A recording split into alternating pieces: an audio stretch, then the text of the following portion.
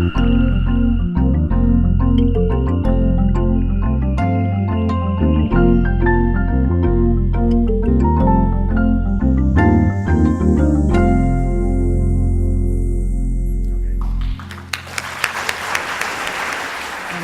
we'll move to a PNET case and bring up Dr. Lee again. I just want to mention something, though. I just found this out.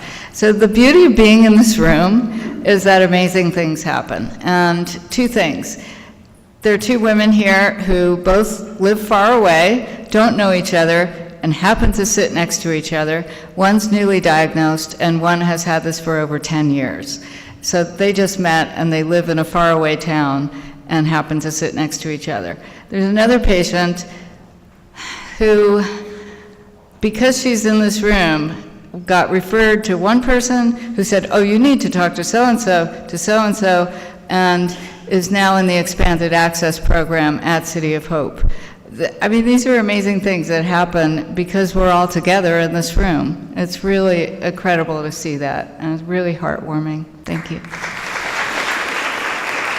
This is a great way to kind of end because, you know, we have a lot of different therapies for pancreas neuroendocrine tumors, and it can kind of get into the idea of sequencing and how do we sequence therapies for this disease. So this was a patient that we took care of here at City of Hope. A lot of my colleagues actually took care of this patient prior to me coming here from New York. So she was a 54-year-old female who presented with worsening nausea as well as right upper quadrant abdominal pain. She was otherwise very healthy. Physical examination noted that she had an enlarged liver. And on her CAT scan, which I'll show you in a bit, it demonstrated that there was a tail of pancreas mass along with multiple large liver lesions. So her octreotide scan, as Dr. Hennefar showed you, you know, it's somewhat rough, but I can tell you that it did show diffuse activity throughout the liver, but there was no activity in the pancreas. The biopsy of the liver lesion revealed a well-differentiated low-grade neuroendocrine tumor. And her markers, as we were talking about from the earlier session, her chromogranin A level was very elevated at 2700. So this was her CAT scan. As Dr. Wong mentioned, there's different ways in terms of modalities to see the different imaging techniques. This is one phase of the study, which shows that there's multiple hyperenhancing liver metastasis. And this is on a diffuse phase image later on, which shows you that you can see more characteristics of the lesion. And what you also see is that there's this mass in the tail of the pancreas. So the question becomes, what are the potential initial treatment options?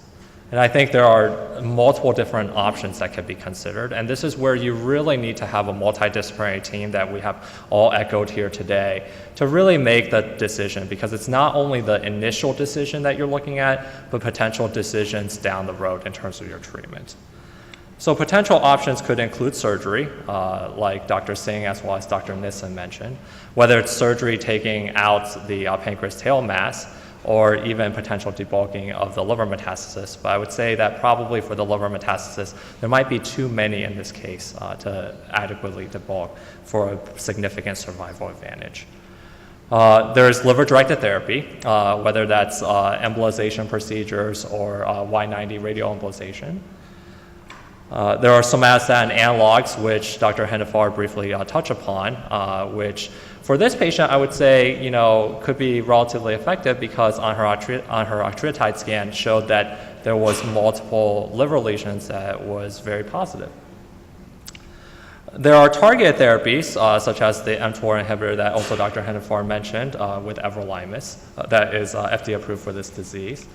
There is sunitinib, which Dr. Halperin introduced, which is a VEGFR receptor that is also FDA approved for pancreas neuroendocrine tumor, and like as he mentioned, maybe has some potential impact on the immune response as well.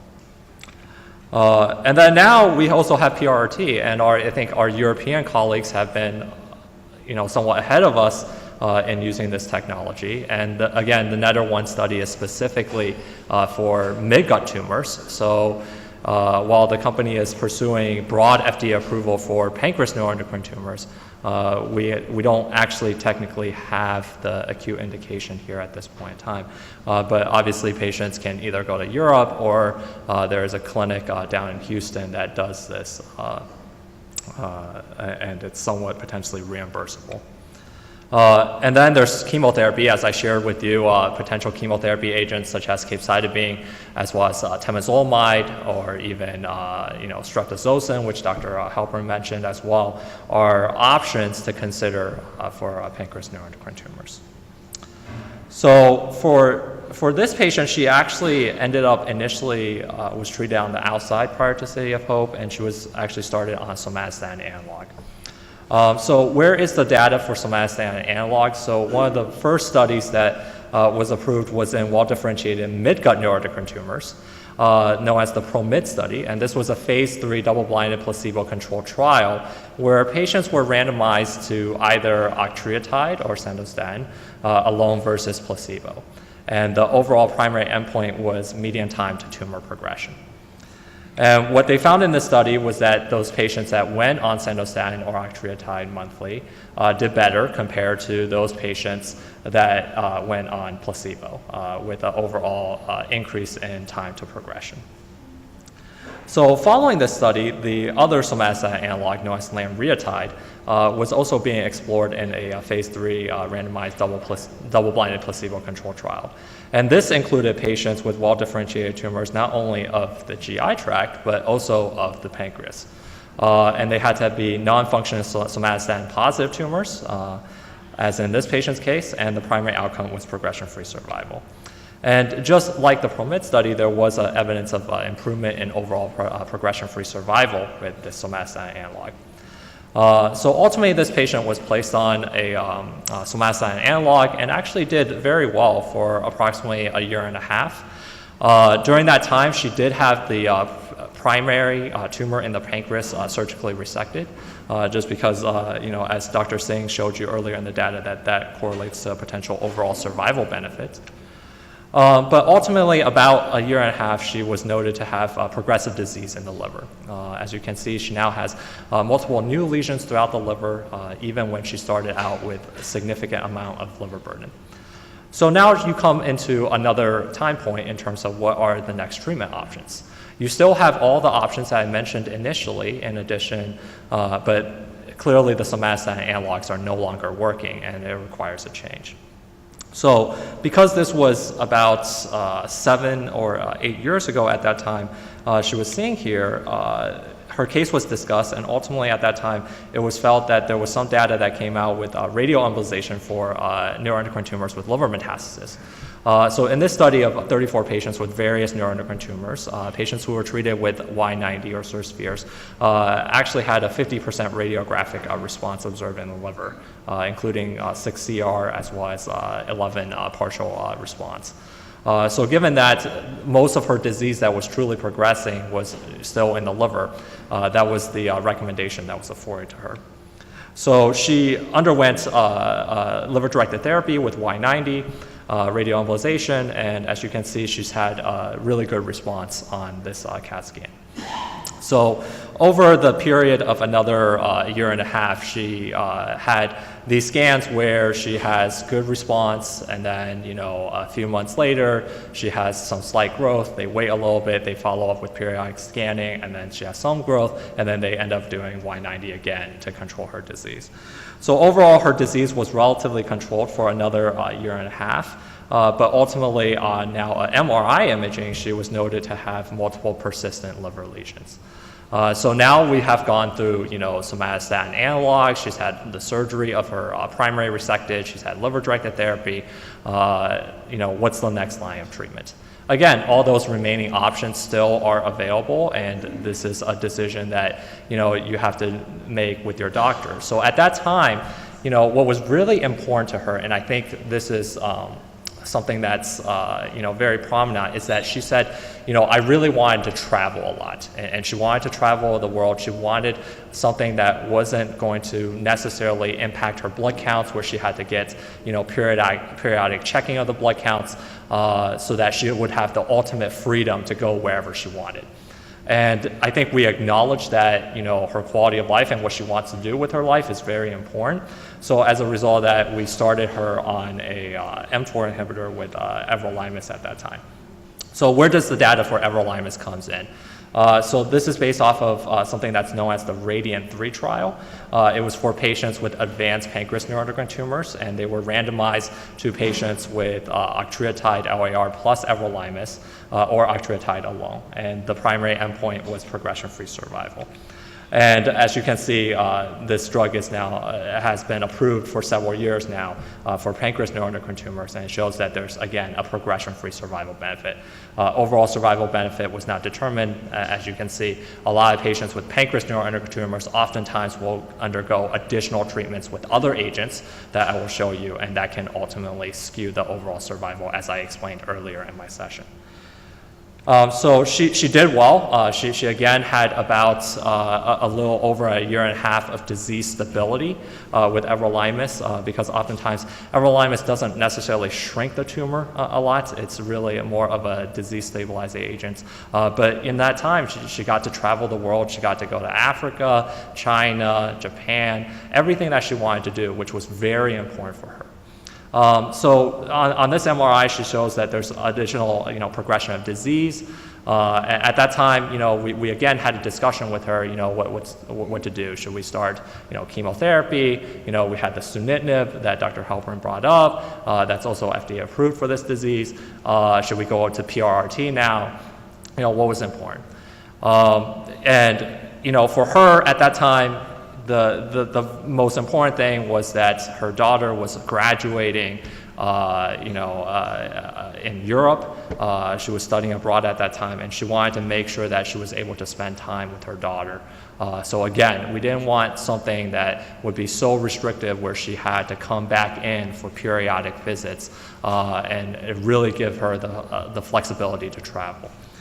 So she was started on sunitinib at that time, and this is the trial that led to the approval of sunitinib, which was also a phase 3 trial, again, for well-differentiated malignant pancreas neuroendocrine tumors. Patients were patients were randomized to sunitinib at 37.5 milligrams continuous daily dosing versus placebo, with, again, the primary endpoint being progression-free survival. And just like the data for everolimus, what you can see is that about the same in terms of progression-free survival benefit of sunitinib compared to placebo.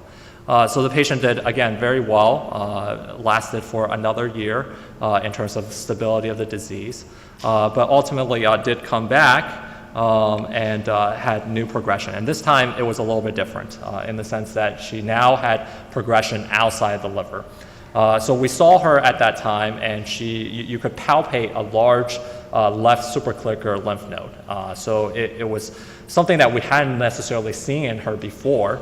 And we watched it relatively closely, and you could tell that it was starting to rapidly grow. In the matter of 2 weeks from the time that we first palpated her, the mass probably had doubled in size. We were somewhat a little bit concerned at this point whether or not she had potentially transformed high-grade disease, which would lead down another path in terms of treatment options. So we did rebiopsy her at that time, but it was still consistent with a well-differentiated intermediate-grade pancreas neuroendocrine tumor. So given the rapidity of how fast this tumor was growing, we were a little bit concerned, and at that time we felt that chemotherapy was the best, because in general we know that cells that are rapidly dividing and rapidly growing, those are potentially the cells that are going to best respond to chemotherapy.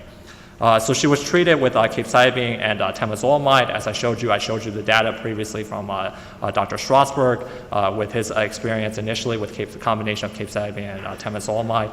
And for her, she, just like many other patients in this retrospective analysis initially, showed that she had an excellent response. We immediately, within a month, we could feel that her tumor had completely regressed from her neck. We could no longer palpate her tumor.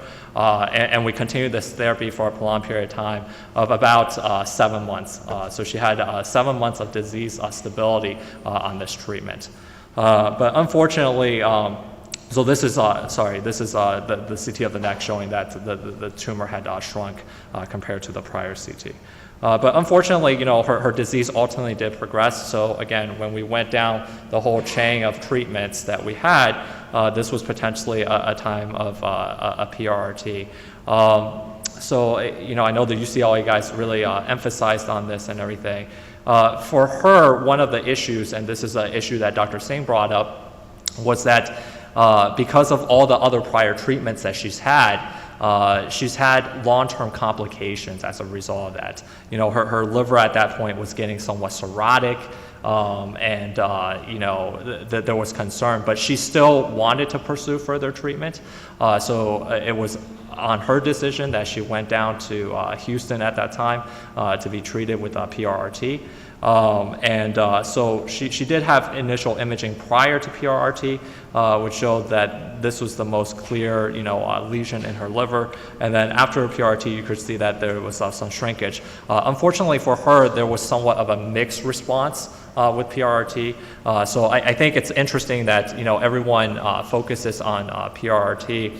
And really emphasizes how effective it is. But I think we have to be somewhat honest with ourselves in the sense that it doesn't necessarily work for everyone, and we need to do more research to really find out what is going on.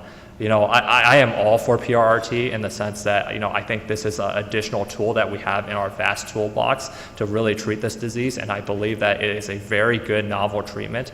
But at the same time, I think more research needs to be done to, just like any other thing that we do, including the immunotherapies, to really predict who's going to respond to treatment. So she has had a relatively mixed response, and again, disease stability for another 6 months. But then she's ultimately had further progression and is now in the process of clinical trial enrollment. In summary, I think what I want to give you is that this really requires a multidisciplinary team from the very beginning in terms of planning the sequencing of treatments. There's a lot of hard decisions to make. We don't have good sequencing data at this point in time to say what should be the ideal treatment to be sequencing first. And more research is needed. And I think we would be fooling ourselves in this room if we said that we already knew all the answers. I think there's a lot of questions to be asked, and the only way we can do that is to go ahead together and work together to move the needle forward.